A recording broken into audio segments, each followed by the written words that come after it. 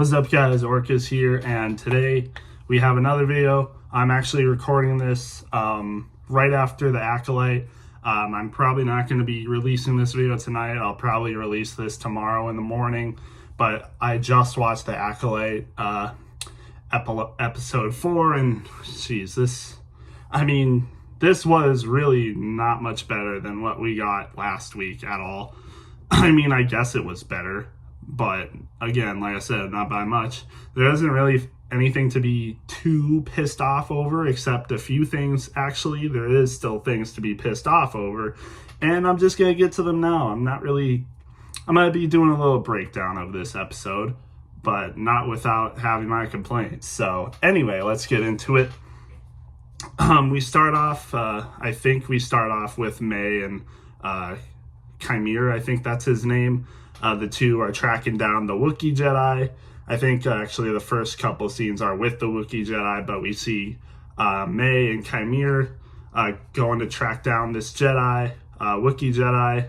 They have like a talk about, you know, how are you gonna kill this Jedi, or how is May rather gonna kill this Jedi without a weapon. There's kind of like questions surrounding it.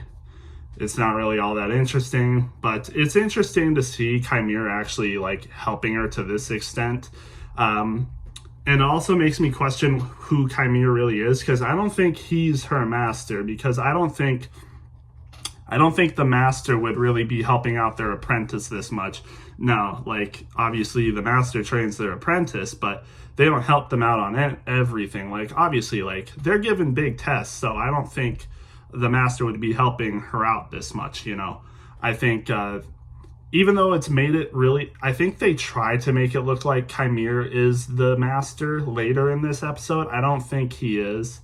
Again, they're trying to make it look like he is, but I don't think he is. Just based off that, I don't think her master would be helping her out this much to this extent, unless his motives are not exactly what they seem for some reason, which would be weird. But again, I don't think it's him. Then we get to a scene where another master is training Padawans. Jeki is one of the Padawans training, gets off her training. She has like a little conversation with Osha. Osha tells her that she's leaving. She's done here, so they kind of have like this little conversation. You know, either they're really good friends, or they're trying to develop a love interest, which would, of course, that would be something Leslie would do. But I for now, it just seems like they're good friends. They've bonded, even though they barely talk to each other at all, I feel like. But oh well. I guess they've gotten decently close since they first met like a couple days ago, so that's cool. Even though it hasn't really been developed all that much, it's still cool, I guess, whatever. We see that the Jedi have a meeting about, you know, what's transpired and how they're going on another mission to save Kelnaka, the Wookiee Jedi who May is going after. They figure out that's who she's going after because there's a pattern. She's gone after, you know, she's already killed the two Jedi that were correspondingly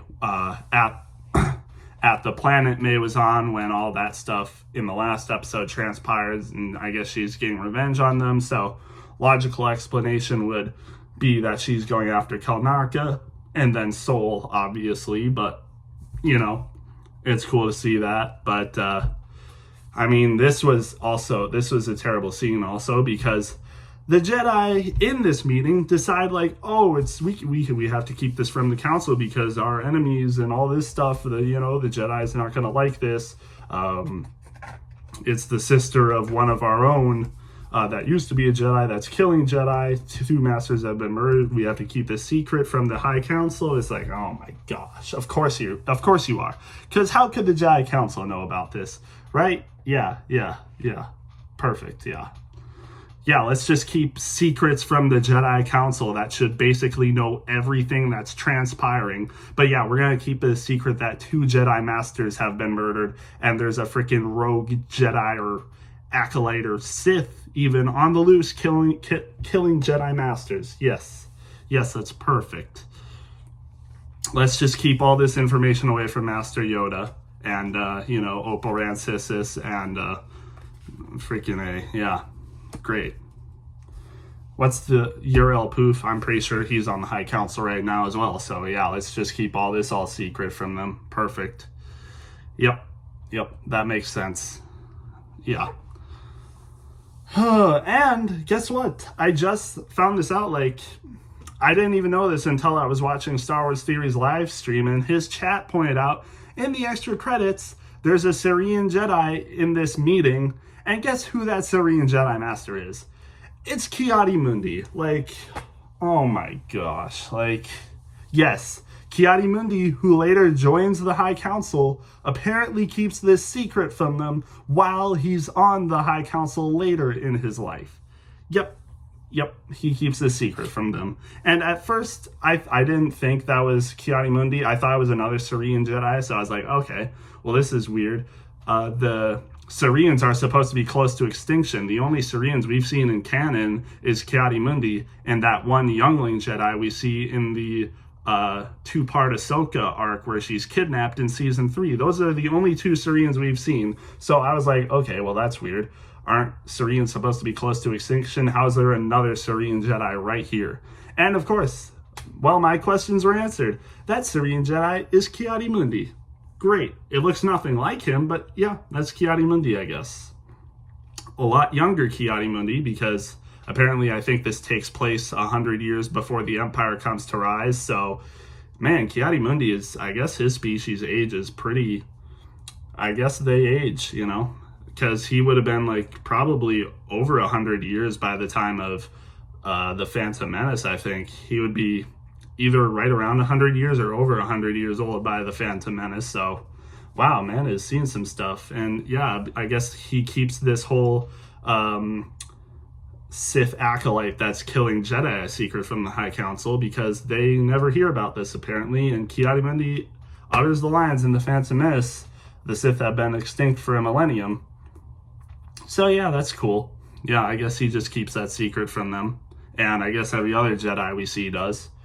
So yeah, that's cool. But anyway, they go on this mission to Kelnaka's homeworld, because apparently Kelnaka's kept himself isolated. He hasn't spoken to the Jedi in a year. So they try to track him down with this tracker that they have. I don't know why they can't just use their force senses to track him down themselves, because I'm pretty sure the Jedi can do that stuff. They can track down people using the force, especially on other force sensitives, but apparently not in this case. So they use this random tracker that has a good sense of smell, apparently, that can smell Kelnaka from miles away, apparently, somehow. But, you know, that's cool. Apparently there's a moment where they're like, where Jackie's like triggered that Osha misgenders him or something. I don't know. I wasn't really paying attention, to be honest, but apparently there's like this whole thing where they're like freaking focused on misgendering the freaking tracker, apparently. So that's cool. Yeah, that's great, Leslie. Awesome. But yeah, they just go on this mission, and it's actually honestly boring as heck. Like, nothing of importance happens until the final part. Really, honestly. Really nothing important happens. There's like some scattered conversations about how this is a test for May, how she's facing her past, and how Sola's facing his past with this encounter with May, and how there's still good in May, even though she's murdered 2 Jedi and, you know, threatened civilians' lives. So there's still good in her, and yeah, I guess that makes sense. I mean, we've seen far worse people come to the light side, apparently. We've seen far worse people come back to the light side, so I guess May isn't far from being saved. She's not too far from being saved, so yeah, sure. Let's try to save May then. Perfect. And I guess it wasn't that easy for May to get saved, because for some reason, in this part of the episode, she's just like, you know what, screw it, I don't want to do this anymore. I'm turning myself into Kelnaka. You know, the Jedi are actually good, actually. They can take care of me. I'll be safe from my master. Because I guess she's scared that if she fails this mission, he's going to kill her. And so, yeah, no, you know what? I changed my mind. I'm going to be good now. Like, what are we doing? Oh my gosh, what are we doing? And I was honestly, you know what? I'll talk about the rating after I get this out of the way. But, you know, We see that May goes to Kalnaka, tries to, I guess, talk to him and stuff, be peaceful about it. But Kalnaka's already dead, apparently. Yeah, we never really get to see him much. I'm assuming we're going to see him in flashbacks back on the witch place later in the season, so we haven't seen the last of him. But man, what a waste of a character, I guess. Like, oh, I mean, we're going to see more of him, but man, Indara, Torben, Kalnaka, what wastes of characters. Like, we really barely got to see anything.